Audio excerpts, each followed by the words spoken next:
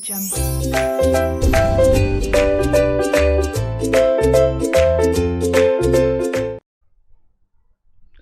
Friends, what's up, welcome to my channel of Abhishek Bansal.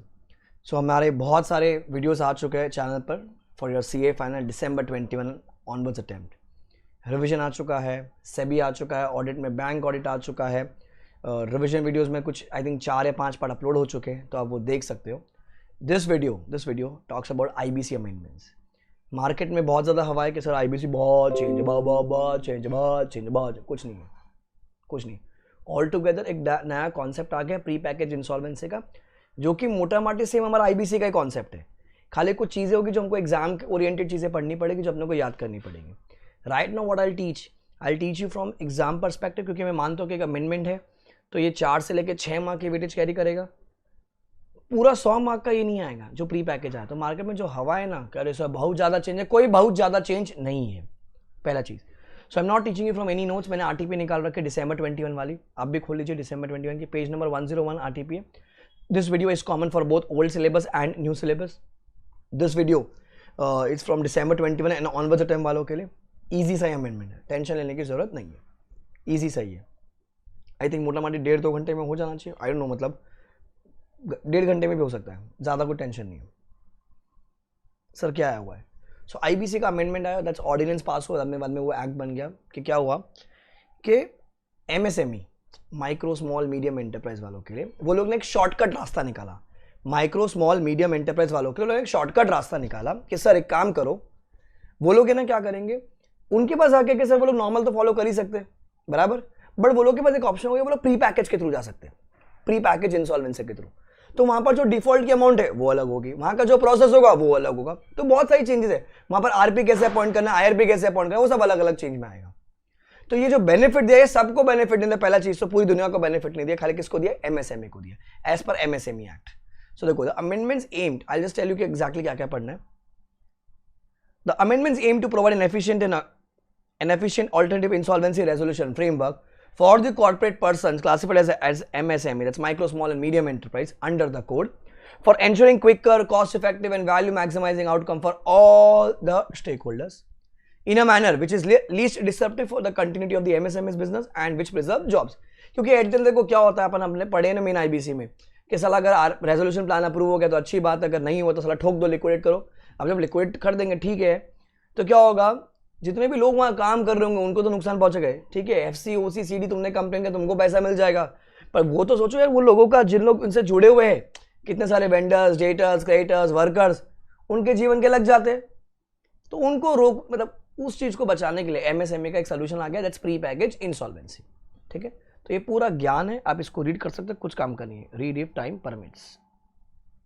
बहुत सारे बच्चे वहां मुंह बना लेंगे, सर ऐसा कैसे कह दिया आपने, अमेंडमेंट है ना। नहीं बेटा, ये read if time permits amendment है, पर ये जो पैरा दे रखा है पूरा, ये रीड इफ टाइम परमिट्स है। ये बता रखा है कि क्यों आया है, कैसे आया है, क्या होगा इससे। पेपर केस बेस्ड हो जाएगा हमारा, ध्यान रखना, paper is case based. I am teaching you exactly exam oriented, ठीक है, नो यहाँ वहाँ की बातें, सीधा एग्जाम ओरिएंटेड। अब ये अमेंडमेंट क्या हुआ, क्योंकि प्रेसिडेंट ने दिया था वहाँ पर बराबर, जब प्रेसिडेंट ने दिया ऑर्डिनेंस पास करवाया वहाँ पर, तो सेक्शन नंबर 4, 5, 11, 33, 34, 61, 65, 77, 208, 239, 240 अमेंड हो गए। हमारा आखिरी सेक्शन 59 है, हमारा सेक्शन 59 है। Okay, people appearing for paper number 6D काम का तुम्हारे लिए भी, 6D के लिए भी काम का, ठीक है। Insertion of new section 11A, 67A, 77A and new chapters of 3A। अब बताऊँ क्या चेंज हुआ है? कुछ चेंज नहीं हुआ है, खाली जहां जहां अपन ने लिखा था ना नॉर्मल इंसॉल्वेंसी, वहां पर एक और वर्ड ऐड करना पड़ेगा, प्री पैकेज इंसॉल्वेंसी। मतलब कोई आंसर चेंज नहीं हुआ है, कॉन्सेप्ट सर बदला नहीं, कुछ नहीं बदला, अरे कुछ नहीं बदला, वही सेम जीवन है, खाली जहां जहां इंसॉल्वेंसी लिखा था वहां प्री पैकेज इंसॉल्वेंसी डाल दिया वहां पर। तो मैं बता दूंगा आपको कहां का उसका रेलेवेंट चेंजेस है। तो सर पहला चीज, अमेंडमेंट ऑफ सेक्शन 4, ठीक है, जो काम की बात अपन वही पढ़ते हैं। So this ordinance may be called as Insolvency and Bankruptcy Code Amendment Ordinance 2021। अब वो एक्ट बन गया, it shall came into force at once, ठक करके सीधा एप्लीकेबल, पूरा का पूरा एप्लीकेबल। क्या हुआ, after the given proviso in section number 4, क्या इंसर्ट करना है, provided further that the CG may by notification specify such minimum amount of default of higher value, such जीवन में सच which shall not be more than 1 crore rupees for the matters relating to pre-packaged insolvency resolution process. Pre-packaged insolvency resolution process. Sorry, इतने पैसा मैसे आएगा, क्या करें, दिवाली है, लोग फटाके फोड़ेंगे, तुम्हारे जीवन में फुट रहे हैं, लोग वहां पर फटाके फोड़ रहे हैं, ठीक है, नहीं रोक सकता मैं उनको। तो क्या हुआ यहाँ पर, सर देखो आईबीसी का जो डिफॉल्ट है ना, अगर आपको आईबीसी में जाना, नॉर्मल आईबीसी का प्रोसेस, सर वहां पर 1 करोड़ रुपए का डिफॉल्ट है अभी, करेक्ट, बराबर अमेंडमेंट आ गई थी, 1 करोड़ का डिफॉल्ट है। प्री पैकेज इंसॉल्वेंसी में सरकार बताएगी कि इतने रुपए का डिफॉल्ट होगा तो ही तुम प्री पैकेज से जा सकते हो, maximum amount is 1 crore, maximum amount is 1 crore. सरकार ने बता दिया, बता दो किधर बताया, रुक जाओ, जय माता दी, लेट्स रॉक, कोई भगाया नहीं है, कोई भगाया नहीं है, सीधा लास्ट में बताया, लास्ट वाला point, the CG hereby specifies 10 lakh rupees as a minimum amount of default for the matters relating to pre-packaged insolvency resolution process. परप के लिए क्या होगा, प्री पैकेज इंसॉल्वेंसी रेजोल्यूशन, जैसे सीआईआरपी तो ये पीआरपी के लिए मिनिमम, अपन वही बोलेंगे PRP, minimum is 10 lakh rupees, ठीक है, minimum is rupees 10 lakh, minimum is rupees 10 lakh, that's maximum is 1 crore rupees. अब देखो सरकार का मूड है, साला 2 साल 3 साल बचा तो तुम सीए बन जाओगे, तुम्हारी शादी वादी हो जाएगा, बच्चे हो जाएंगे, बढ़ा देगा, उनका मूड हो जाएगा, जैसे आईबीसी में वो डिफॉल्ट बढ़ा देता है 1 करोड़ रुपया, सेम वे यहाँ पर क्या हो जाएगा, 10 lakh rupees and maximum 1 crore.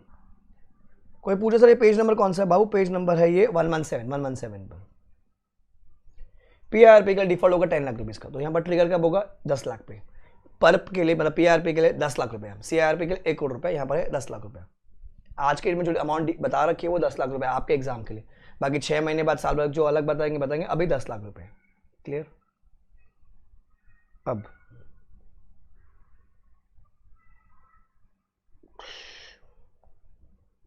Next,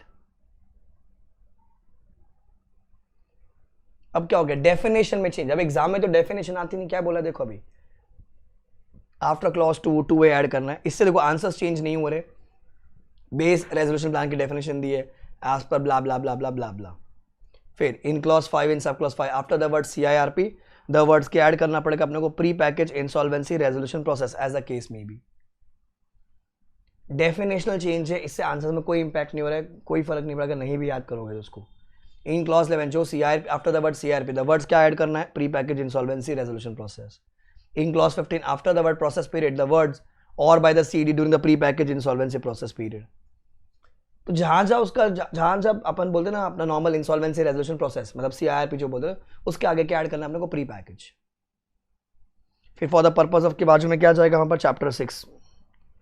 फिर नया कुछ आया, प्रीलिमिनरी इन्फॉर्मेशन मेमोरेंडम ऐड किया गया, pre package insolvency commencement date थोड़ा सा काम का हो जाएगा। It means the date of admission of an application for initiating PIRP by the adjudicating authority. तो जो अपन जैसे सीआईआरपी में बोलते हैं जिस दिन उसने एक्सेप्ट किया, आने एडमिट किया तो उस दिन से अपना इंसॉल्वेंसी कमेंसमेंट डेट हो जाता है।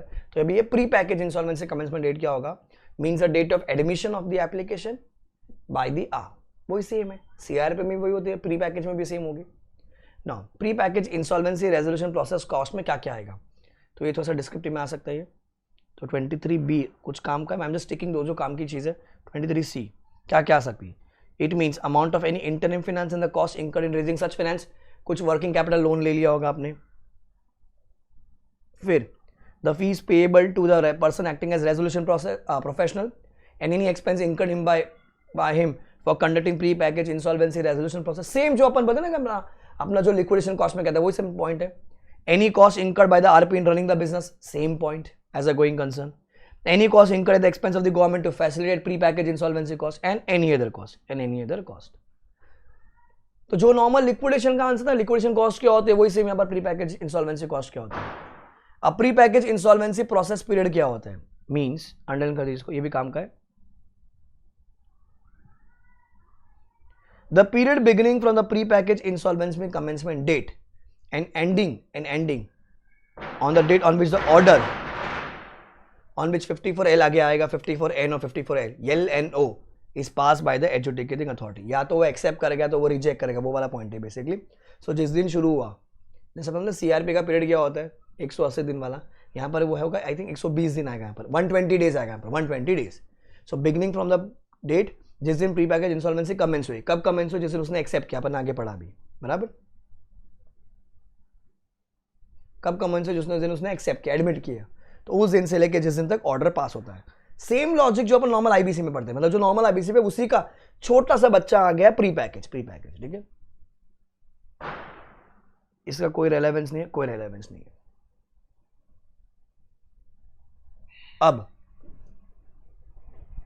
अब देखो अमेंडमेंट टू सेक्शन 11 एंड 11 ने कुछ नया ऐड हो गया है। अब इसका मैं आपको रेलेवेंस दिखाता हूं कहां पर है। एक आंसर आपने किया होगा, जहां पर अपन बोलते हैं persons not entitled to make applications, persons not entitled to make application. अपन एक ऐसा आंसर याद किया ना, चल रहा है, अभी हुआ है, 12 महीने नहीं बीते हैं, याद है, ठीक है, अभी हुआ है, चल रहा है, या फिर लिक्विडेशन का ऑर्डर पास हो गया था, ऐसे कोई आंसर किया आप लोग ने, तो देखो उसी में ऐड हुआ है। क्या चेंज हुआ है, जो रेड में दिख रहा है ऐड हुआ है, a corporate debtor undergoing CIRP और pre package insolvency resolution process, और नया ऐड हुआ FC और an OC of a CD undergoing pre package insolvency process, ये ऐड हो गया। और a CD having completed the CRP 12 months preceding the date of making the application, अभी 12 महीने बीत नहीं हुई, फिर आगे और क्या ऐड हो गया, a CD in respect of whom a resolution plan has been approved under chapter 3A, chapter 3 मतलब वही प्री पैकेज वाला, 12 months preceding the date of making the application, ठीक है। तो आंसर्स में कोई चेंज नहीं हुआ, खाली ये ऐड हुआ, तो ये काम का हो जाएगा। मैं आपको दिखाता हूं बुक में कहां पर है वो। फिर C, सो ए में क्या ऐड हुआ, ए ऐड हुआ, बी में क्या ऐड हुआ, बी ऐड हुआ, फिर सी और डी रिमेन्स द सेम। फिर नीचे सेक्शन 11 ऐड हुआ, सेक्शन 11 ऐड हुआ नीचे, ठीक है। अभी बुक में दिखाता हूं किधर है।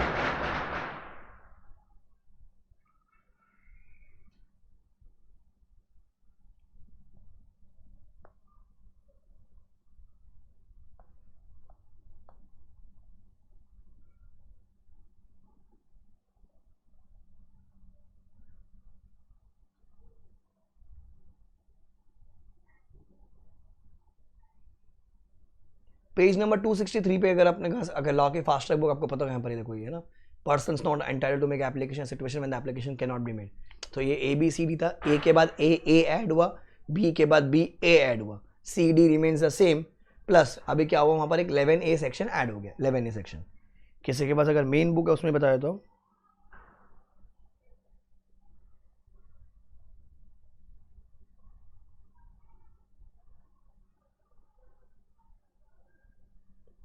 पेज 115 में पॉइंट में सेक्शन नंबर 11 है बेसिकली वो, persons not entitled to make application, that's answer number 4। अगर मैं जब लिखवाया होगा तब, तो एज दिख रहा है आपको, ए के नीचे ए ऐड हुआ, बी के नीचे बी ए ऐड हुआ, CD रिमेन्स द सेम, और नीचे 11A ऐड हो गया, नीचे 11A ऐड हो गया।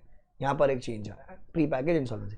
तो ये मेरा एक काम का अमेंडमेंट हो गया। तो मैं मार्किंग कर देता हूँ कि कितना कितना हमारे लिए काम का है। तो पहले डेफिनेशन मैंने मार्क कर दिया, अब this becomes my first point जो मेरे को याद करना होगा, जिससे आंसर्स में मेरे को फर्क पड़ रहा है। तो मेरा ये पॉइंट हो गया, आपको समझ में आ गया कहां पर है। फिर उसके नीचे 11 ऐड हुआ, तो दिस बिकम माय नंबर 2। क्या कहता है देखो, अभी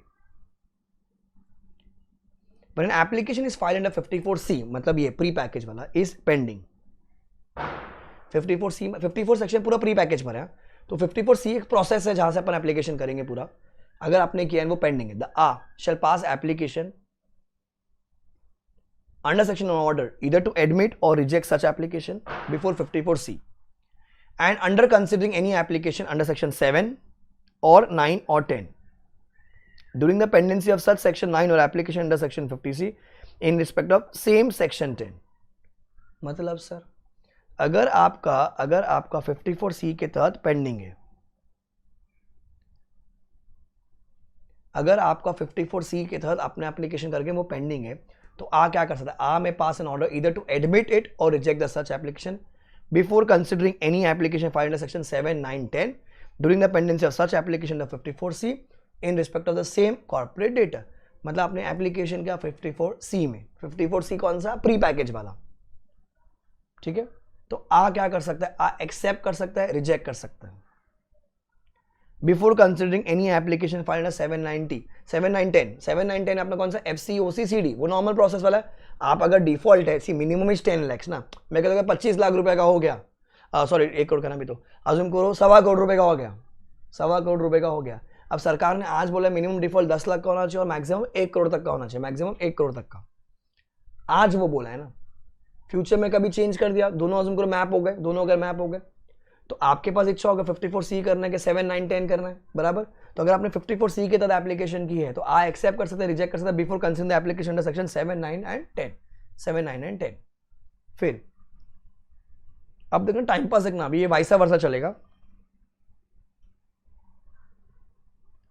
When an application is filed under 54C within 14 days of filing of any application under section 7, 9, 10, आपने 7, 9, 10 में फाइल किया और विदिन 14 डेज में आपने 54C में कर दिया एप्लीकेशन विच इज पेंडिंग, तो 7, 9, 10 में कर रखा था आपने और उसके विदिन 14 डेज के अंदर आपने 54C में भी अप्लाई कर दिया। Now in respect of the same corporator सब कुछ गया भाड़ में। The adjudicating authority shell first dispose of application under 54C। क्या हुआ यहां पर 7, 9, 10 में आपने एप्लीकेशन की,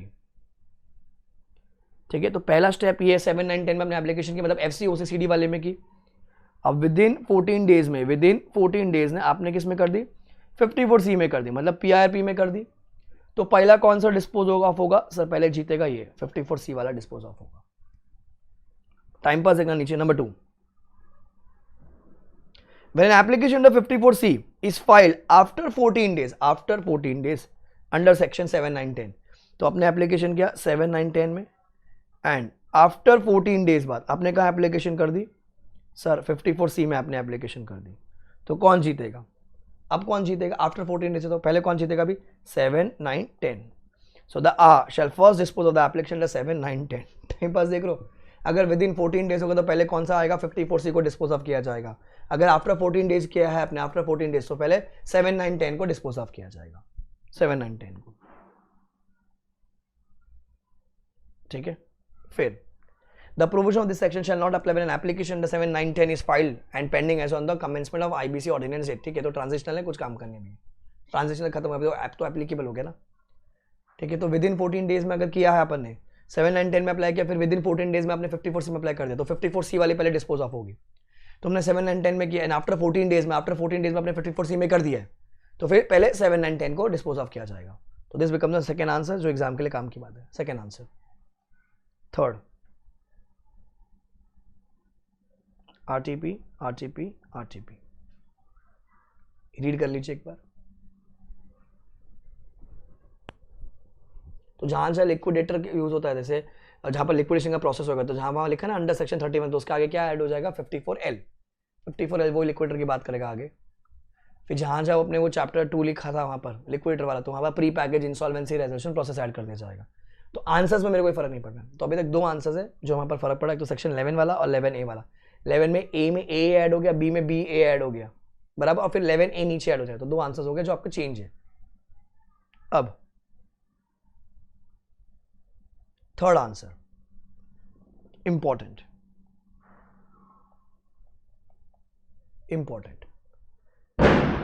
corporate debt is eligible for pre-packaged insolvency resolution process. Corporate debt is eligible for pre-packaged insolvency resolution process. क्या कहता है ये? देखो काम की चीज है, कौन कर सकता है? An application for initiating pre-package मतलब PIRP shall be made in respect of a corporate debtor in respect of a CD which is classified as MSME. As per MSMED Act 2006, as per MSMED Act 2006. तो भैया हम किसके खिलाफ जा सकते हैं pre package के थ्रू? अगर मैं कोई FC हूँ, OC हूँ, CD हूँ, अगर मेरे को जाने के, तो ऐसे CD के खिलाफ जो MSME में कैटेगराइज हुआ है as per MSMED Act 2006. Then an application for initiating pre-packaged insolvency process may be made in respect of CD who commits a default. या the default in refer to in section 4. अपन ने अभी पढ़ा default की amount क्या है। सरकार चाहेगी तो बढ़ा सकते, बढ़ा के 1 करोड़ तक दे सकती है। आज की डेट में कितने रुपए का डिफॉल्ट बता रखा है वो लोग ने? 10 लाख रुपए का। आज की डेट में तो 10 लाख का डिफॉल्ट है, तो 10 लाख वाली बात है, 10 लाख वाली बात चेक करना, एक बार रुक जाओ, सेक्शन 4 देख लेते अपन।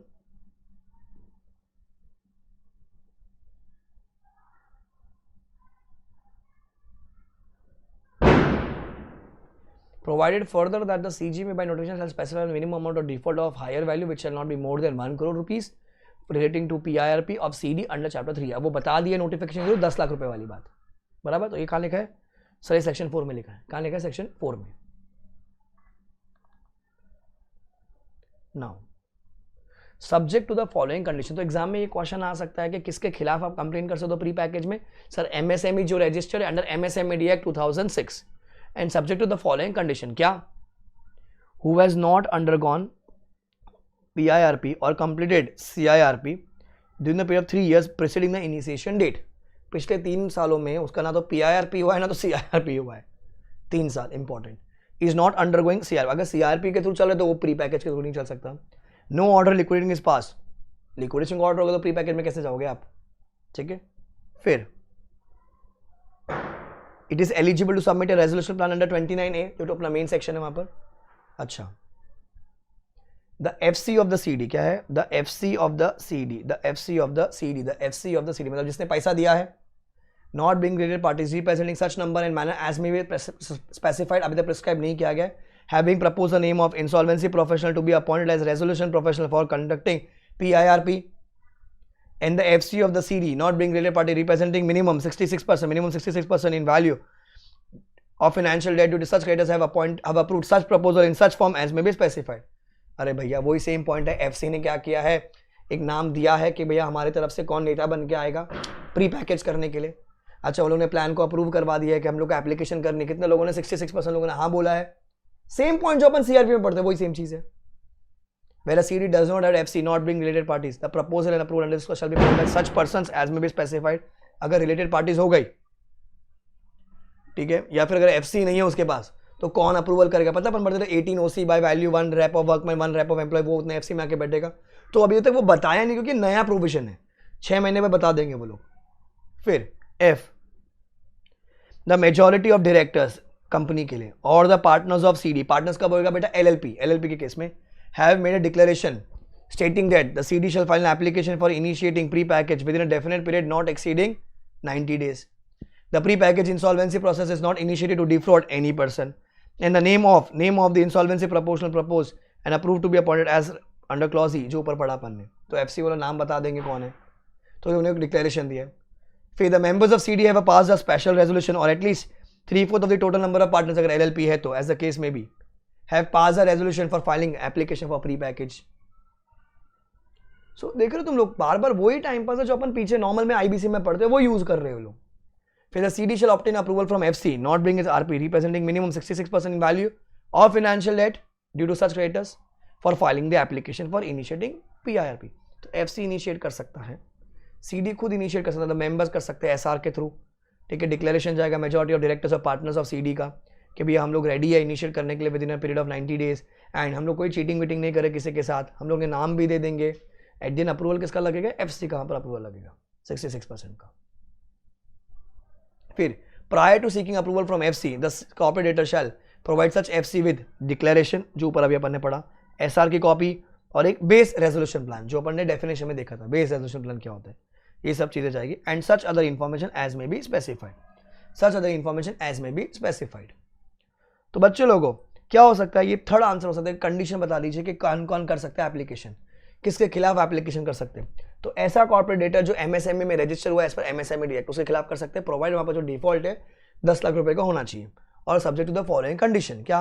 ना तो PIRP ना तो CRP लास्ट 3 ईयर्स में हुआ है, ना वो CRP चल रहा है उसका, ना वो लिक्विडेशन का ऑर्डर पास हो गया है। He is eligible to submit a resolution plan 29A।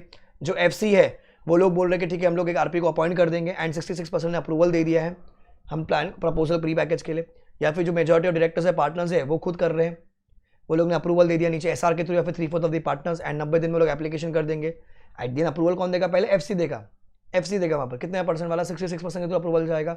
अच्छा, अप्रूवल लेते टाइम क्या जाएगा? 4 चीज़ें जाएगा, डिक्लेरेशन जाएगा, SR की कॉपी, base resolution plan and others as में बी प्रिस्क्राइब। तो this answer is a logical question जिसपे केस बन सकता है। That's answer number 3 for you.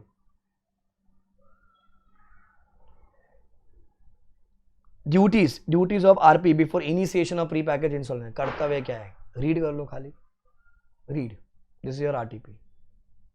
जो जो काम का होगा मैं आपको वहां पर इंपॉर्टेंट मार्क करा दूंगा और मार्किंग करा दूंगा, ये याद करना है, इसको रीड कर लीजिए सामने से।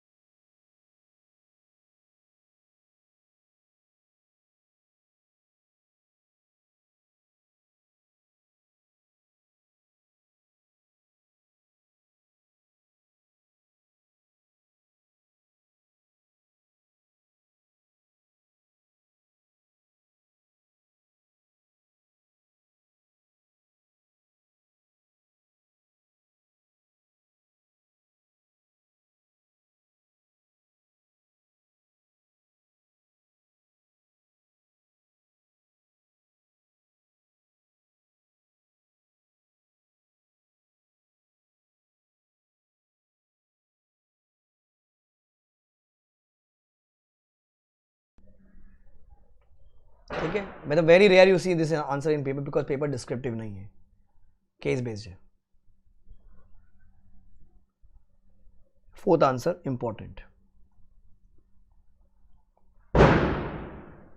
Sorry, application to initiate pre package insolvency resolution process. ठीक है, एप्लीकेशन देखो, whereas CD meets the requirements of 54A जो अपन आगे पढ़कर है, a corporate applicant may file an application with the A for initiating PIRP in such form containing such fees and such manner as may be prescribed. क्या क्या जाएगा? Declaration जाएगा, पता है, majority of partners, directors, SR members ने पास किया होगा, तो पार्टनर्स ने किया, रेजोल्यूशन एज अ केस में भी, and the approval of FC. तो डिक्लेरेशन, SR, रेजोल्यूशन अगर पार्टनर्स की बात है तो approval of FC for initiating PIRP. They may name and written consent of the insolvency professional who is proposed to be appointed as RP, बराबर, उसका नाम. फिर declaration regarding the existence of any transaction of the CD that may be within the scope of provisions of chapter 3, मतलब 10 लाख वाली कोई transaction है. Information relating to books of accounts. ठीक है, the with in a period of 14 days क्या करेगा, या तो वो एक्सेप्ट कर देगा या तो रिजेक्ट कर देगा. अगर वो कंप्लीट है तो एक्सेप्ट कर देगा, अगर वो इनकम्प्लीट तो वो रिजेक्ट कर देगा. बिफोर रिजेक्शन उसको मौका देगा रेक्टिफाई करने के लिए 7 दिन के अंदर. Same point, the PIRP shall commence from the date of admission of the application. तो जो आप FCOC CD अगर आप मुझसे पढ़कर आपको पता होगा, अपन FCOC CD का आंसर बनते हैं, एप्लीकेशन कंप्लीट है तो एक्सेप्ट करेगा, रिजेक्ट, अगर इनकम्प्लीट तो रिजेक्ट कर देगा. अच्छा, रिजेक्शन के बाद आपको 7 दिन का मौका देगा कंप्लीट करने के लिए, बराबर. And the PIRP will initiate जिस दिन एप्लीकेशन एडमिट हुई. सेम पॉइंट है जो अपन FCOC CD में पढ़ते हैं, खाली यहाँ पर PIRP बोलने का है. तो this becomes your fourth answer. This is literally logical कि भैया अगर क्वेश्चन में आ गया कोई MSME वाला है, 10 लाख रुपए का डिफॉल्ट कर रखा है, वो क्या कर सकता है, कैसे एप्लीकेशन करेगा, तो आपको ये लिखने का है. This is answer number 4, important. तो एलिजिबिलिटी आंसर नंबर 3 है, answer number 4 is your application process. Basically time limit आ गया भाई, आ गया, ये है time limit. MCQ for sure दिखेगा पेपर में, MCQ. The pre-package insolvency process cost shall be completed within a period of 120 days from the pre-package insolvency commencement date. 120 दिन. अच्छा, sir, the resolution professional shall submit the resolution plan as approved by COC to the A within a period of 90 days from the pre-package insolvency commencement date. अब देखो क्या है, पूरा process complete करने का 120 दिन, पूरा प्रोसेस प्री पैकेज कंप्लीट करने का 120 दिन. Normal, don't get confuse with CRP अपना अलग है, वो 180 दिन, 90 दिन, फिर वो 330 दिन, जो भी है वो वहां पर पड़ा है आपने. यहां पर क्या है, 120 दिन. अच्छा, RP के लिए टाइम लिमिट क्या दे दिया कि भैया तुमको प्लान जैसे अप्रूव होता है, resolution plan professional shall submit the resolution plan to as approve by COC to the A within period of 90 days, within period of 90 days from the insolvency commencement date. मतलब जिस दिन PIRP शुरू हुआ उसके 90 दिन के अंदर. तो 120 प्लस 90 नहीं है बेटा, जिस दिन कमेंट्स हो उसके 90 दिन के अंदर वो प्लान आप भेजेगा किसको, A के पास. तो उसको पूरा टाइम पास करने का 90 दिन है. तो यू कैन अज्यूम कि जो 30 दिन है वो पूरा प्रोसेस कंप्लीट करना, मतलब A सोचेगा, डिसाइड करेगा, उसके पास 30 दिन होगा. Effective 90 plus 30, that is cumulative is 120. अच्छा, हम इंडिया में हैं, क्या हो गया, तारीख पे तारीख एक्सटेंशन चाहिए अपने को. तो क्या बोलते हैं, where no plan is approved by the COC within the time period which is given in subsection 30 days, the resolution professional shall on the day after the expiry of such time period file an application with A for the termination of pre-package insolvency process in such form such manner as may be prescribed. तो बाबू यहाँ पर extension नहीं है. 90 दिन में अगर COC ने plan approve कर दिया है तो ये हिडन एडजस्टमेंट है कि COC को अप्रूव करने के 90 दिन मिलते हैं सब टाइम पास करने के लिए. 90 दिन में अगर प्लान अप्रूव हो जाता है, अच्छी बात है, वो जाके सबमिट कर देगा A के पास. पर साला प्लान ही नहीं अप्रूव है तो मैं क्या सबमिट करूं A के पास. तो क्या करेगा, वो एप्लीकेशन कर देगा A को कि कहे भाई खत्म कर. तो आइडियली इनके पास कितना दिन है, 90 प्लस 30, टोटल इज 120. 90 दिन में भैया प्लान बनाओ, अप्रूव करवाओ, COC लेके जाओ, जाके माई बाप को दे दो. पूरा प्रोसेस कंप्लीट करने का 120 दिन है. 90 दिन में प्लान आया तो आगे जाएगा. साला प्लान ही नहीं आया है तो क्या करूं, मैं बैठे रहूंगा यहाँ पर. नहीं, उनको बोल दे खत्म करो pre package. Answer number 5, 54D, time limit. एक बार इसको फिर से रीड करेंगे आप, इंपॉर्टेंट.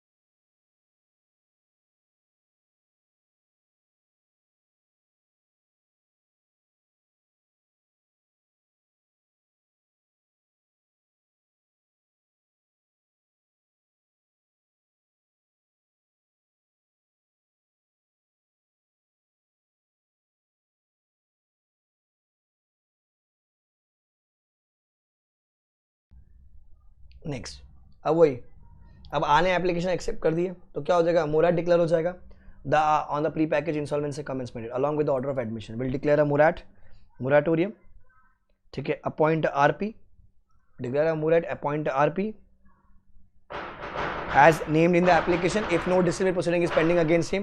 अच्छा, या फिर based on the recommendation made by the board, मतलब IB है, if any disciplinary proceeding is pending against the insolvency named in the application। अगर जिसका नाम दिया है उसके खिलाफ कोई भी डिसिप्लिनरी प्रोसीडिंग पेंडिंग नहीं तो उसको अपॉइंट कर देंगे। अगर भैया उसके खिलाफ कोई डिसिप्लिनरी प्रोसीडिंग पेंडिंग है तो वो जाएंगे किसके पास, IBBI के पास, IBBI नया नाम दे देगा बराबर, उसको अपॉइंट कर देंगे। And cause a public announcement of the initiation of pre package in such form manner, मतलब डेज नहीं दिए कि कितने दिन में, अपन वहाँ पर नॉर्मल 3 दिन में बोलते, यहाँ पर डेज बेस नहीं दिया वहाँ पर। The order of morat, logical है, the order of morat shall have the effect from the date of such order till the date on which pre-package insolvency process का period comes to an end। अक्कल लगाओ, PRP कब खत्म होगा, 120 दिन में ना, शुरू का पता जिसने एक्सेप्ट किया तो उस दिन के लिए पता है वो दुनिया थम जाती है 120 दिन, तो यहाँ पर वो 120 दिन चलेगा प्री पैकेज में 120 दिन चलेगा। तो देखो डेज बेस दिया नहीं तो आई थिंक पूछेगा नहीं इंस्टीट्यूट, और याद रखना कि आने एक्सेप्ट किया तो क्या कर देगा, डिक्लेयर कर देगा मोराट एंड विल अपॉइंट एक रेजोल्यूशन प्रोफेशनल जो नाम दिया गया है।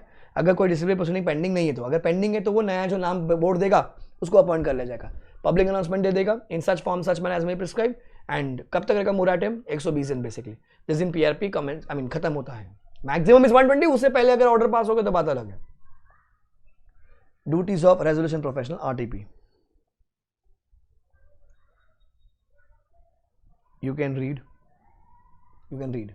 बहुत ही 4-5 पॉइंट पढ़ लो, अगर एग्जाम में कभी आ गए तो, अगर भूल जाओगे ना तो नॉर्मल जो रेजोल्यूशन प्रोफेशनल का ड्यूटी ना वही सेम लिख देना, अरे वही करेगा, मैनेज करेगा, best interest of stake holders में करेगा, इन्फॉर्मेशन मेमोरेंडम बनाएगा, COC बनाएगा, मीटिंग वीटिंग कराएगा, वो सब वही टाइम पास है पूरा। रीड कर लो क्योंकि पहली बार पढ़ रहे तो पढ़ना ही चाहिए, रीड।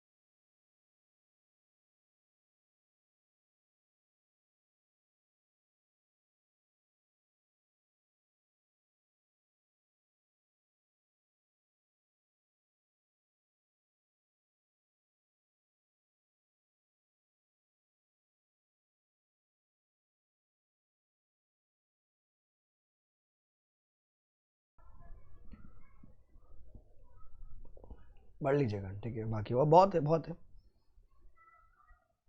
बाकी तो सच सच अभी तक कुछ प्रिस्क्राइब किया नहीं, क्योंकि नया है तो ये सब नहीं पढ़ना चाहिए आपको, मतलब ऐसा कुछ आएगा नहीं एग्जाम में, ठीक है। तो अभी तक 5th आंसर तो एक पहुंचे अपन, लिस्ट ऑफ क्लेम्स। अब क्या करेगा वो, the CD shall within 2 days of the PIRP commencement date shall submit to the RP the following information. The CD within 2 days of the PIRP shall submit to the RP, shall submit to the RP the following information: a list of claims along with the details of respective creditors, उनका कितना security interest है, and the guarantees if any, and a preliminary information memorandum containing the information, जिससे क्या बनेगा, resolution plan बनता है। अपन यही कहते हैं ना कि information memorandum is not a plan, it is a way to the plan। तो the CD shall within 2 days of PIRP क्या बना के देगा उनको, एक फॉलोइंग इन्फॉर्मेशन देगा, list of claims, respective creditors, उनका security interest guarantees, and the preliminary information memorandum, जिससे क्या होगा, प्लान बनाया जाएगा। Now where any person has sustained any damage or loss as a result of the omission of any material information of any misleading information in the list of claims, then every person who is a promoter, director या partner of the CD, the LLP, who at the time of submission of the information memorandum or has authorized the submission of list of claims shall be liable to pay compensation to every person who has sustained such loss or damage। अब वो उसको link कर देता है कि बोलता है कि जब अपन ने लिस्ट बना के दी होगी, आपने किसी इंसान का नाम इंक्लूड नहीं किया, जान पूछ के किसी डायरेक्टर ने, प्रमोटर ने या पार्टनर ऑफ CD ने, बराबर, अगर LLP का केस है तो बॉस जिसको भी नुकसान पहुंचा उसको आप भरपाई करके दोगे, जिसको भी नुकसान पहुंचा भरपाई करके दोगे। फिर no person shall be liable if he proves that, जो भी ओमिशन हुआ है, जो रह गया, जो नुकसान पहुंचा, उसको विदाउट हिज नॉलेज या फिर कंसेंट, उसका कंसेंट था ही नहीं, उसने साइन करवा दिया किसी ने, तो उसकी लाइबिलिटी नहीं आएगी। फिर any person who has sustain loss or damage as a consequence of the omission of material information in the list of claims or on the preliminary information memorandum shall be entitled to move to a court having jurisdiction for seeking compensation। तो आप court पे जा सकते हो, ठीक है। तो list of claims and preliminary information memorandum, तो this becomes your 6th answer. 6th 2 days MCQ हो सकता है, 120 दिन याद रखना, 90 दिन याद रखना, 90 दिन में वो रेजोल्यूशन प्लान आपके पास जाना चाहिए from the PIRP commencement date. Total 120 दिन का पीरियड है। नाउ मैनेजमेंट ऑफ अफेयर्स क्या होएगा अभी, तो जो बोर्ड के पास था वो किसके पास चला जाएगा सर, सारा अभी चला जाएगा रेजोल्यूशन प्रोफेशनल के पास। Now during the pre package insolvency process period क्या होगा, the management of affairs of the CD shall continue to vest in the board of directors or the partners as the case में be of the CD subject to such conditions as में be specified. अब the condition ही दी, अब अपन क्या बोलते हैं जनरली, वो क्या होगा, सब कुछ थम जाएगा, सब कुछ थम जाएगा, नॉर्मल यही बोला जाता है अपन, सब कुछ थम जाएगा, सारा चीज़ें चला जाएगा किसके पास, अपने हीरो के पास, नॉर्मल में। यहाँ पर क्या होएगा सर, यहाँ पर वो बोर्ड के पास ही रहेगा, अगर LLP है तो पार्टनर्स के पास ही रहेगा, subject to such conditions. Condition क्या अभी तक वो बताया नहीं है, तो ये सब एग्जाम में नहीं आ सकता बेटा। Sir the board or the partners as the case में be of the CD shall make every endeavour to protect and preserve the value of the property. See MSME तो बहुत छोटी छोटी कंपनीज है ना, उनके लिए बेनिफिट है, उनके लिए बेनिफिट है। फिर the promoters, members, partners, personnel as the case में be of the CD shall be liable for discharging their contractual or statutory rights and obligation in relation to the CD as per the provision of this chapter। तो basically आपको सारा books, information, explanation देना पड़ेगा। As such कोई answers बन नहीं रहा इस पे, तो खाली इसमें क्या फर्क दिखा कि अच्छा वो सर शिफ्ट नहीं होएगा, कौन, वो बोर्ड के पास ही रह जाएगा। हाँ, सब्जेक्ट टू सच कंडीशंस कैसे होएगा वो बताया जाएगा, वो आई थिंक अगले टाइम तक आ जाना चाहिए, अभी तक तो आया नहीं है। आई this becomes your 7th answer।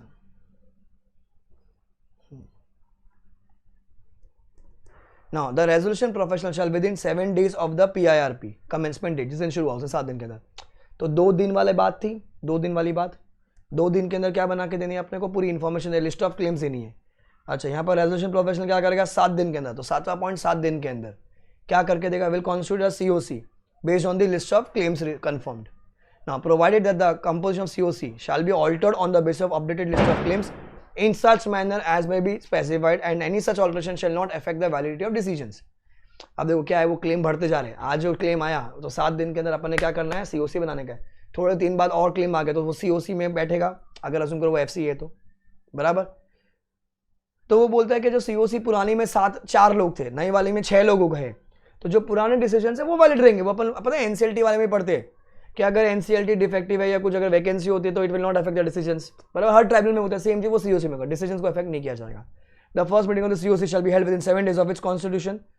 Sir जैसे प्री पैकेज शुरू हुआ उसके 7 दिन के अंदर आप क्या बना दोगे, सीओसी बना दोगे। जैसे सीओसी बन गया उसके 7 दिन के अंदर वो लोग क्या कर देंगे, अपनी फर्स्ट मीटिंग कर लेंगे। Sir provision of section 21 shall mutandis apply in relation to committee of COC under this chapter. Basically वही 1/3 और 33% शैल कोरेट, मतलब कोरम की बात है, टाइम की बात है, वो सब सेम चलेगा, वहाँ पर पूरा सेम चलेगा। तो खाली यहाँ पर क्या है, 7 दिन में आपको सीओसी बनाने का है। जैसे सीओसी बन गया उसके 7 दिन के अंदर आपको मीटिंग कंडक्ट करनी है। 7वां आंसर। Then vesting, this becomes your 8th answer.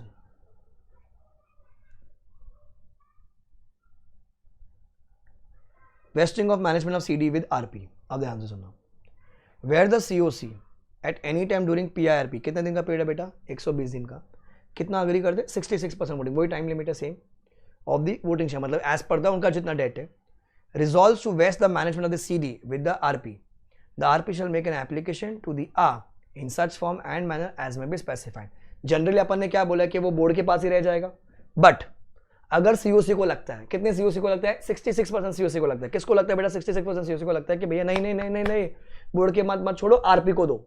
तो आरपी के पास जाएगा, बट आरपी क्या करेगा, इसके लिए एप्लीकेशन करेगा, किसके पास, आ के पास जाएगा कि अरे पागल लोग कह रहे कि मैं मैनेज करूं, तो हाँ करना मुझे हाँ बोलना, तो हाँ बोल देगा। एप्लीकेशन करते time, if I is of the opinion that during the PIRP process the affairs are conducted in a fraudulent manner, या फिर यहाँ पर ग्रॉस मिसमैनेजमेंट ऑफ अफेयर्स हुआ है, ठीक है, ये notwithstanding anything to the contrary in this chapter the provision of section 14, ये ठीक है, अगर ये याद होता तो नहीं ठीक छोड़ सकते हो आप। Shall apply mutatis to the procedure under this chapter from the date of the order until the pre package insolvency process comes to an end. मतलब क्या हो जाएगा सर, हमारा आरपी मैनेज करेगा। If I is of the opinion that the affairs are manage in fraudulent manner या फिर there is a gross management, तो आ क्या करेगा, आ ऑर्डर पास करवा देगा एंड अपना आरपी मैनेज करेगा। तो डायरेक्टली आरपी मैनेज नहीं कर सकता है, किसको लगना चाहिए, सीओसी को लगना चाहिए। कितने सीओसी को, 66% वालों को। फिर क्या हो जाएगा, वो जो रेजोल्यूशन प्रोफेशनल वो जाएगा भाग के आ के पास, फिर आ को लगना चाहिए कि फ्रॉडलेंट मैनर में हुआ या फिर ग्रॉस मैनेजमेंट में, तो वो अप्रूवल दे देगा। तो दिस 8th आंसर। वोटिंग है 66, हर जगह पर वोटिंग 66%। नाउ अब plan approve and plan reject. Plan approve and plan reject, तो ये वाले जो सेक्शन है KL, वो जो काम के उसमें वो प्लान रिजेक्ट हो जाएगा तो लिक्विडेशन का पास हो जाएगा, वही सारी चीजें आ जाएगी। तो जो अपन ने नॉर्मल कॉन्सेप्ट पढ़ रखा है IBC का बेटा, वही काम आएगा। अभी तक 8 आंसर बने हमारे। देखो अभी, the corporate debtor shall submit the resolution plan, कौन सा वाला बेटा, base resolution plan to the RP within 2 days of the pre-package insolvency commencement date and the RP shall present it to the COC. तो the corporate debtor क्या कर देंगे, base resolution plan दे देंगे किसको, आरपी को, within 2 days of pre package insolvency commencement date, and RP क्या कर देगा, किसको दे देगा, जाके सीओसी को दे देगा। फिर सीओसी क्या करेगा, द सीओसी, टाइम पास देखना, पूरा टाइम पास। तो कॉर्पोरेट डेटर ने किसको दिया, आरपी को दिया, आरपी ने किसको दिया, सीओसी को दिया। सीओसी क्या करेगा, may provide the corporate debtor an opportunity to revise the base resolution plan as the case में, उसको रिवाइज करेंगे तो उसको मौका दिया जाएगा। नीचे दे रखा कंडीशन क्यों, the resolution plans and the base resolution plans submitted under this section shall conform to the requirement of section 30। पता है वो कि उसमें लिक्विडेशन की कॉस्ट कवर हो जानी चाहिए, किसी के लिए हानिकारक नहीं होना चाहिए, वो एक कंडीशन है सेक्शन 30 वाली, उनको भी एप्लीकेबल है। The COC may approve the base resolution plan for submission to the A if it does not impair any claims owed by the CD to the OC। अगर किसी का भी नुकसान नहीं पहुंच रहा तो उसको अप्रूवल दे देगा बेस रेजोल्यूशन प्लान को।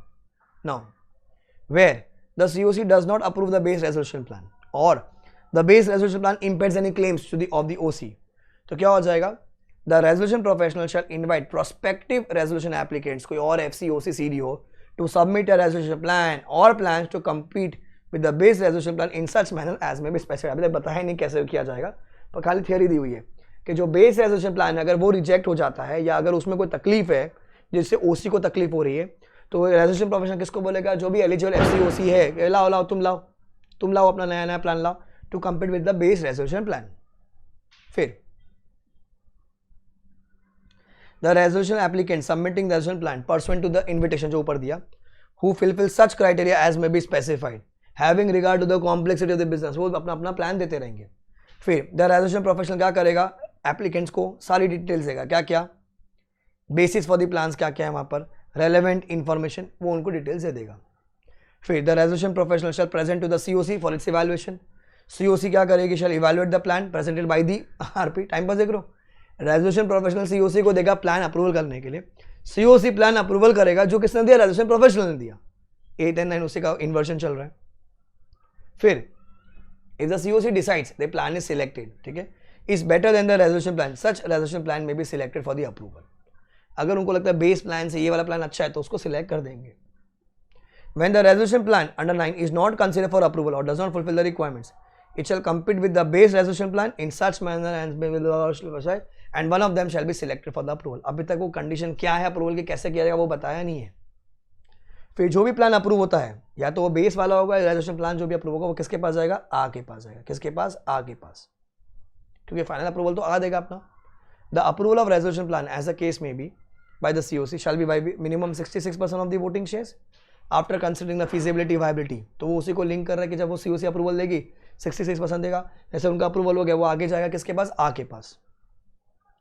Sir, while considering the feasibility and viability whether the resolution plan submitted by CD provides for impairment of any claims owed by the CD, the COC may require the promoters of the CD to dilute their shareholding or voting or controlling rights in the corporate debtor। अगर किसी को उसी का नुकसान पहुंच रहा है तो प्रमोटर एक काम को तो अपना शेयर होल्डिंग थोड़ा डाइल्यूट कर देगा। कौन बोलेगा ऐसा, सीओसी उनको बोल देगा कि प्रमोटर तुम अपना थोड़ा सा होल्डिंग डाइल्यूट कर दो। तो ये सब अभी एग्जाम में इस टाइम में तो आना थोड़ा सा डिफिकल्ट है बच्चों, क्योंकि सारा चीज एज में भी प्रिस्क्राइब्ड है। Provide by the resolution plan does not provide for such dilution, the COC prior to the approval of such plan may record the reasons for its approval. अगर नॉर्मली प्लान अप्रूव हो गया तो approval का reason दे दीजिए, अगर वो बोलते हैं डाइल्यूट करना पड़ेगा तो डाइल्यूट कर दीजिए, क्यों डाइल्यूट किया उसका रीजन भी दे दीजिए। The resolution professional shall submit the resolution plan as approved by COC to the तो 15 पॉइंट में कुछ नहीं बेटा, खाली पूरी स्टोरी का ये पहला पॉइंट थोड़ा सा इंपॉर्टेंट है। This becomes your 9th answer. पूरा स्टोरी है। कॉर्पोरेट डेटर आरपी को देगा अपना एक बेस प्लान, वो जाएगा लेके सीओसी के पास। सीओसी क्या करेगा, उस प्लान को देखेगा, बोलते हैं नहीं मेरे को मजा नहीं है तो नया प्लान दो। तो हमारा जो रेजोल्यूशन प्रोफेशनल है क्या करेगा, वो इनवाइट करेगा नया प्लान के लिए, किससे, रेजोल्यूशन एप्लीकेंट से। फिर रेजोल्यूशन एप्लीकेंट्स को इन्फॉर्मेशन देनी पड़ेगी कि कंपनी में क्या है, कितना एसेट है, क्या है, वो सब बता देगा उसको। फिर जैसे नया प्लान आ जाएगा वो जाएगा सीओसी के पास लेके, जो अगर कंडीशन मीट करा सेक्शन 30 वाली, सीओसी के पास जैसे वो प्लान आ गया उसको इवैल्यूएट करेगा। इवैल्यूएट करते वो 66% का अप्रूवल दे देगा वहाँ पर, ठीक है, 66% का अप्रूवल दे देगा। अगर बोलते हैं नहीं मेरे को मजा नहीं आया वहाँ पर, तो वो बेस रेजोल्यूशन प्लान से कंप्लीट किया जाएगा। फिर वो कैसे सिलेक्ट किया जाएगा वो अभी तक अपने को प्रोसेस नहीं पता है। बेस को और नॉर्मल रेजोल्यूशन प्लान को कैसे सिलेक्ट करना है वो अभी तक बताया नहीं है वो लोग ने। अच्छा, जैसे वो आ के पास जाएगा तो फिर कितना अप्रूवल चाहिए बेटा, 66% अप्रूवल चाहिए। बट अगर सीओसी को लगता है कि वहाँ पर क्या हो रहा है कि भैया जो क्रेडिटर्स है उनका नुकसान पहुँच रहा है क्रेडिटर्स का, तो क्या कर सकता है वो, प्रमोटर्स को बोलेगा अपनी होल्डिंग तुम डाइल्यूट कर दो। डाइल्यूशन की बात अगर नहीं है, सीधा प्लान अप्रूवल कर दे तो वो जाएगा आ के पास। अब आ क्या करेगा, 10th answer.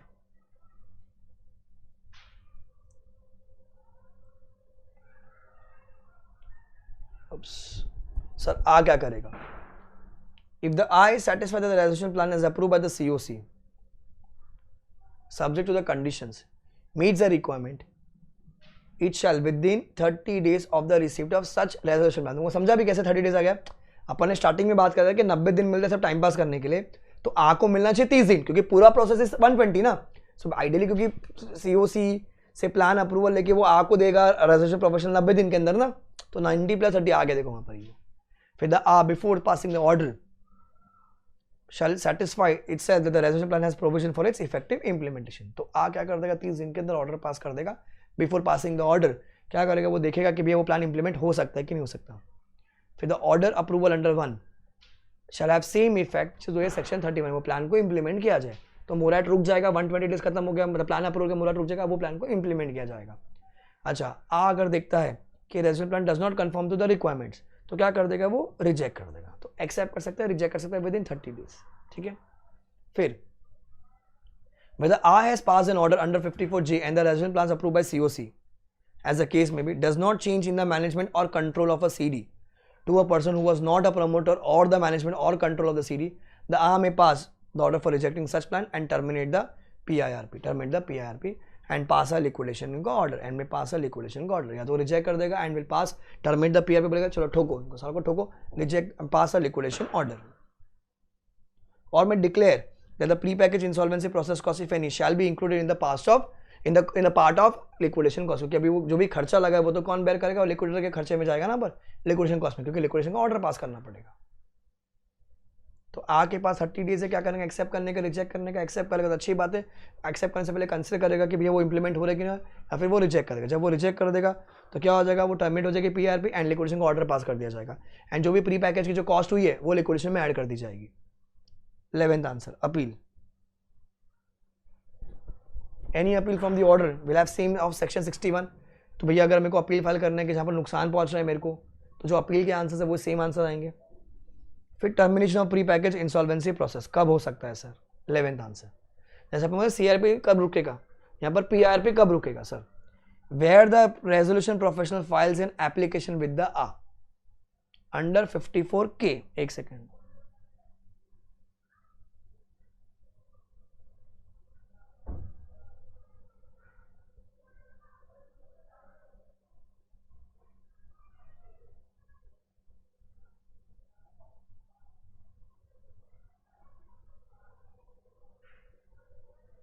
the resolution professional shall submit the resolution plan as approved by the COC to adjudicating authority.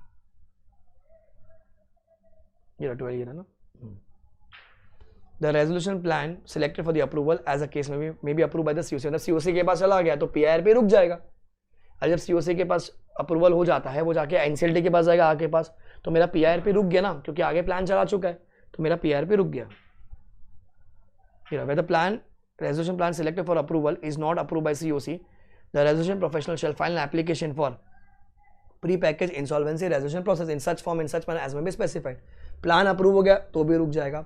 अच्छा, मैं बोलता हूँ प्लान COC ने अप्रूवल ही नहीं दिया वहाँ पर, तो उसके पास आके क्या कर सकता है, वो जाके PIRP रुकवा सकता है, PIRP रुकवा सकता है. That's number 1. Number 2, under subsection 3 of 54D, the A within 30 days of the order may terminate the PIRP and provide the manner of continuation of proceedings initiated for avoidance of transaction. वो कर सकते हैं वो लोग. फिर where the resolution profession at any time after pre-packaged insolvency commencement date but before the approval of plan intimates the A of the decision of COC approved by the vote of 66% of the majority that to terminate the PIRP, the A will pass the order. तो क्या हुआ, अगर COC ने decide कर लिया 66% वालों ने कि हमको उसको बंद करने का, हमको PIRP नहीं करने का, तो A क्या कर देगा, A ऑर्डर पास कर देगा to terminate PIRP. But the A pass an order, the CD shall bear the pre-packaged insolvency process cost. फिर where the A has passed an order कि भैया PIRP रुक गया है and the pre-packaged insolvency process required to be terminated, the A shall pass an order for liquidation and declare that the pre-packaged insolvency की जो cost है वो liquidation में add कर दी जाएगी. तो बेटा ऊपर से देखो 3 पॉइंट है जहाँ से वो बंद करवा सकते हैं. पहला, अगर COC ने ही प्लान अप्रूवल नहीं दिया तो भैया हमारा जो हीरो है रेजोल्यूशन प्रोफेशनल वो जाके बंद करवा सकता है, या फिर A ने विदिन 30 डेज बोला कि मैं रिजेक्ट कर रहा हूँ तो वो बंद करवा देगा, या फिर COC ने eight any time during PIRP बोला कि हमको बंद करवाने के, तो A ऑर्डर पास कर देगा. आज जब ऑर्डर पास कर दो जो भी प्री पैकेज की कॉस्ट है कौन बेयर करेगा, CD बेयर करेगा. अगर A ने अगर बोला है कि भैया नहीं मैं टर्मिनेट कर रहा हूँ प्री पैकेज को, तो क्या होगा, जो भी लिक्विडेशन कॉस्ट है कहाँ चली जाएगी, वो प्री पैकेज की जो कॉस्ट है वो लिक्विडेशन में ऐड हो जाएगी एंड लिक्विडेशन शुरू. 11th 12th initiation of CIRP. अब क्या हो जाए, PIRP जैसे खत्म हो गया, अब कॉर्पोरेट इंसॉल्वेंसी रेजोल्यूशन प्रोसेस शुरू. तो the COC at any time after pre package insolvency process commencement date but before the approval of resolution plan, अगर वो अप्रूव कर दे कितना, बाय 66% ऑफ द वोटिंग, बोलते नहीं हम लोग को PIRP नहीं करने का, वो CIRP जाने का, मतलब जो मेरा नॉर्मल प्रोसेस है मैं उससे जाने का चाहता हूँ, जा सकते, कोई दिक्कत नहीं. If such CD is eligible for CIRP under chapter 2, तो अगर आप एलिजिबल तो आप कर सकते हो, वहां पर बिंदास कर सकते हो. Where the resolution professional intimates about the decision of COC कि भैया हमको क्या करने का है, हमको PIRP नहीं करेंगे, हमको CIRP से जाने का है, जो बड़ा वाला प्रोसेस हमको उससे जाने का है, जाओ कोई दिक्कत नहीं है. तो A क्या कर देगा, A ये ऑर्डर पास कर देगा, terminate the pre package insolvency process and initiate CIRP. Appoint a resolution professional as interim resolution professional, क्योंकि वो अभी अपना CIRP वाला शुरू हो जाएगा. डिक्लेयर जो कॉस्ट हुई है कहाँ चली जाएगी वो बेटा, वो सीआरपी के कॉस्ट में ऐड कर दी जाएगी। तो टाइम पास देख लो, अभी वो बोलते नहीं हमको प्री पैकेज नहीं करना, सीआरपी करने का, तो वो सीआरपी में चला जाएगा फिर वो। ठीक है, नीचे का पढ़ा, आप रीड कर लीजिए एक बार, रीड।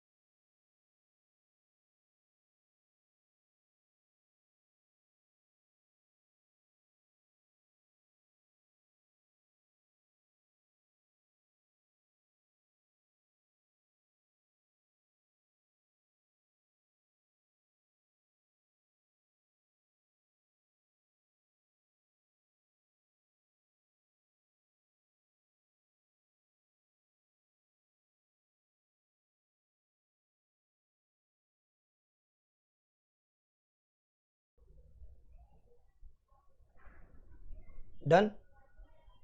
फिर application of provision of chapter 2, 3, 4, 6 to this chapter, ये अपने को एग्जाम के लिए नहीं पढ़ना है, नहीं पढ़ना है।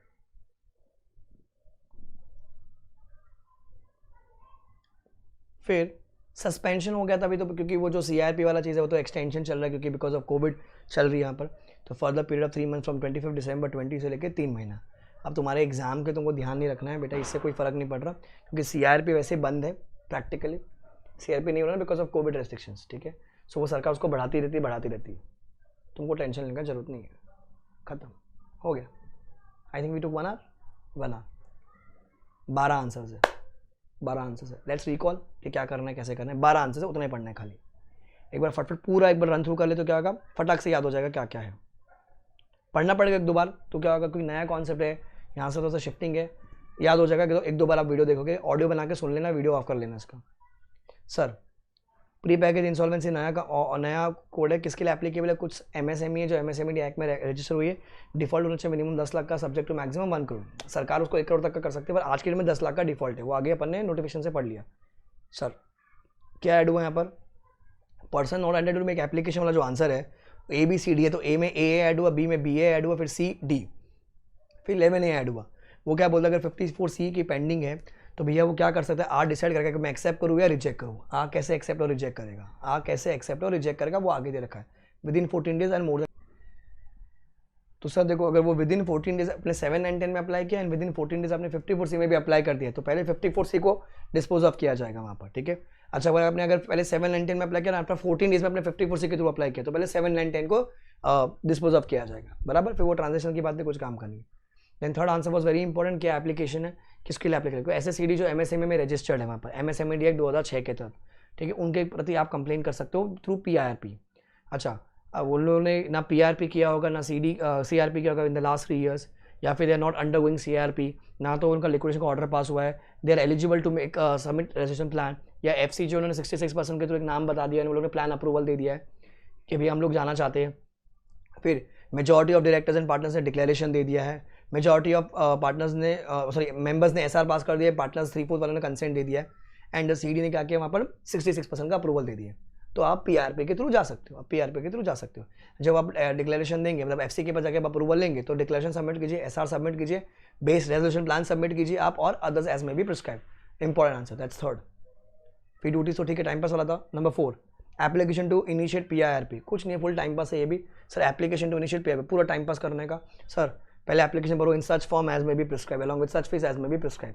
फिर क्या जाएगा सर डिक्लेरेशन SR की कॉपी या फिर रेजोल्यूशन अगर 3/4 ऑफ द पार्टनर्स वाली बात है, name and consent of the insolvency professional जो प्रपोज किया जाता है वहाँ पर उसका नाम डाल दीजिए। एक डिक्लेरेशन जाएगा कि भैया वहाँ पर ट्रांजेक्शन हुई है जो चैप्टर इसमें चैप्टर 3 में अट्रैक्ट हो रही है, मतलब वो 10 लाख वाली ट्रांजेक्शन अट्रैक्ट हो रही है, बुक्स ऑफ अकाउंट्स। फिर विद इन 14 डेज या तो एक्सेप्ट कर देगा तो रिजेक्ट कर देगा, सब कंप्लीट है तो इनकम्प्लीट है तो वो 7 दिन का मौका देगा रेक्टिफाई करने के लिए। And pre package insolvency process shall commence जिस दिन वो एप्लीकेशन एडमिट होती है। कितना टाइम मिलेगा बेटा? 120 दिन मिलेगा आपको। अच्छा ध्यान रखना यहाँ पर रेजोल्यूशन प्रोफेशनल के पास 90 दिन मिलता है COC से प्लान अप्रूव करके जाके आपको सबमिट करने के लिए, ठीक है। अच्छा फिर वो भाई साहब क्या कर सकते हैं? If the plan is approve by COC with in the time period the resolution professional shell on the expiry of the time period file an application with offer termination of pre package insolvency, वो उसके लिए भी application कर सकता है। क्या करेगा? मोरा डिक्लेयर कर देगा एंड अपॉइंटर RP। अगर उसके खिलाफ कोई डिसिप्लिन प्रोसीडिंग पेंडिंग नहीं है तो, अगर पेंडिंग है तो नया नाम IBBI दे देगा, नया नाम IBBI उसको अपॉइंट कर लेगा वो। एंड पब्लिक अनाउंसमेंट दे देगा। वो कितने दिन के थे वो बताया नहीं अभी तक। Duties was time pass. Then फिर लिस्ट ऑफ क्लेम्स, 2 दिन के अंदर क्लेम्स आएंगे वहाँ पर। लिस्ट ऑफ क्लेम्स गारंटी कुछ है, प्रिलिमिनरी इन्फॉर्मेशन मेमोरेंडम जाएगा वहाँ पर, ठीक है। ये सारी डिटेल्स आएगी। This was your 6th answer. Management of affairs खाली रीड करना था। तो यहाँ पर क्या होता है, यहाँ पर एक डिफरेंस है खाली कि वो सारा RP के पास नहीं जाता है, वो बोर्ड मैनेज कर सकता है। कैसे मैनेज करेगा, क्या कंडीशन, वो बताया जाएगा फ्यूचर में, तो बताया नहीं गया है वहाँ पर, ठीक है। एंड बोर्ड बेस्ट इंटरेस्ट में प्रोटेक्ट करके सारी असेट्स को and promoter person members partner जो भी लोग हैं वो मदद करेंगे कॉर्पोरेट अपने रेजोल्यूशन प्रोफेशनल की। फिर COC 7 दिन के अंदर क्या करेगा, वो एक list of claims COC constitute कर देगा based on the list of claims. फिर जैसे COC बन गया उसके 7 दिन के अंदर वो मीटिंग कंडक्ट कर देगा। फिर जो बाकी जो प्रोविजन मीटिंग है सेम एप्लीकेबल हो जाएंगे। फिर अगर COC को लगता है 66 मेजॉरिटी में कि भैया कंपनी ढंग से मैनेज नहीं हो रही है, वो जाना चाहिए RP के पास आना चाहिए। पहले तो बोर्ड ही कर रहा था ना, तो भैया यहाँ पर क्या होना चाहिए, वो मैनेज करना चाहिए, कौन? RP करना चाहिए। तो वो लोग वो जो अपना RP किसके पास जाएगा? के पास जाएगा in such form such manner as may prescribe. And क्या कर देगा? अप्रूवल दे देगा। If the affairs are manage in fraudulent manner या फिर ग्रॉसली मिसमैनेज, वो अप्रूवल दे देगा। फिर कंसिडरेशन ऑफ रेजोल्यूशन प्लान, ये पूरा स्टोरी चलेगा। कॉर्पोरेट डेटर जाएगा RP के पास बेस रेजोल्यूशन प्लान के बेस, फिर वो जाएगा COC के पास within 2 days of the pre package insolvency commencement date. फिर वो बोलता है नहीं मेरे को मजा नहीं आया, मेरे को मजा नहीं आया, तो नया रेजोल्यूशन प्लान बनाया जाएगा, ठीक है। फिर वो कंप्लीट करेगा बेस रेजोल्यूशन प्लान से। तो जो पूरा स्टोरी है 9th में ये वो चलेगा आपका। 10th approval of resolution plan, तो आपके पास इजी मिलता है एक्सेप्ट करने का, रिजेक्ट करने का। वो एक्सेप्ट कर देगा तो अच्छी बात है, एक्सेप्ट करेगा। अगर रिजेक्ट कर दिया वहाँ पर, रिजेक्ट कर दिया बोलते हैं कंफर्म नहीं कर रहे वहाँ पर, तो वो लिक्विडेशन शुरू करवा देगा। एंड वो जो प्री पैकेज की कॉस्ट है वो लिक्विडेशन में ऐड कर दी जाएगी, लिक्विडेशन में ऐड कर दी जाएगी। फिर किस दिन वो टर्मिनेट होगी, तो अगर उसने COC ने प्लान अप्रूवल नहीं किया ना, आपको लगता है कि प्री पैकेज को टर्मिनेट को, तो टर्मिनेट करवा देगा वहाँ पर। या फिर नहीं होगा 30 दिन में रिजेक्ट कर दिया वहाँ पर, तो प्री पैकेज टर्मिनेट हो जाएगी एंड लिक्विडेशन इनिशिएट हो जाएगा। एंड जो कॉस्ट है प्री पैकेज की वो ऐड हो दी जाएगी, कर दी जाएगी वहाँ पर। या फिर COC ने 66% eight any time during pre package बोला कि हमको बंद करने का, तो बंद करवा देंगे वहाँ पर। एंड कॉर्पोरेटर बेयर करेगा एंड उसको ऐड कर दिया जाएगा लिक्विडेशन कॉस्ट में। फिर इनिशिएशन ऑफ CIRP, अब COC को लगता है नहीं नहीं नहीं नहीं हमको प्री पैकेज से नहीं जाना चाहिए, गलती हो गया, माई बाप गलती हो गया, हमको CIRP से जाने का, तो वो जाएंगे COC के जाएंगे वो के पास विद 66% अप्रूवल के साथ कि भैया हमको ना CIRP में डाल दो। फिर वो CIRP शुरू हो जाएगा, CIRP शुरू हो जाएगा। 12 आंसर इतना ही है। तो जो मार्केट में हवा था ना बेटा, क्या अरे सर नहीं बेटा 12 आंसर इतने पढ़ना है। प्री पैकेज ये 10 लाख का डिफॉल्ट है, ध्यान रखना। कहाँ लिखा है सर? नीचे लिखा हो 10 lakh rupees minimum amount of default for chapter 3 है, मतलब प्री पैकेज के लिए। क्लियर? खत्म, इतना ही है। आग लगा दो, फैला देना। Do like the video, comment and share with your friends. इतना ही पढ़ना है बेटा, मैंने कोई नोट से नहीं पढ़ा है, मैंने सीधा यहाँ से पढ़ा है, बिकॉज कोई भी पॉइंट छूट ना जाए, क्योंकि नया है ये चीज़। एंड आगे May 22 नवंबर 20 में कुछ अगर और नोटिफिकेशन आती है वो आपको बता दीजिएगा। अभी December 20 में तो इतना ही है। सो आइडियली ये तो एप्लीकेबल हो गया होगा May 22 वालों को प्लस November 22 वालों को। इनके अगर कुछ एक्स्ट्रा आता है वो आपको बता दिया जाएगा। With this all your amendments are over. So पहला वाला जो अमेंडमेंट था ऑलरेडी डाल दिया था, ये प्री पैकेज का मैंने यहाँ पर डाल दिया। Clear? Bye guys, take care, enjoy. And इतना ही अमेंडमेंट्स है बस। Bye. Do like the video, comment share and अब की बार आखिरी बार, अब की बार दिसंबर पर। Bye bye.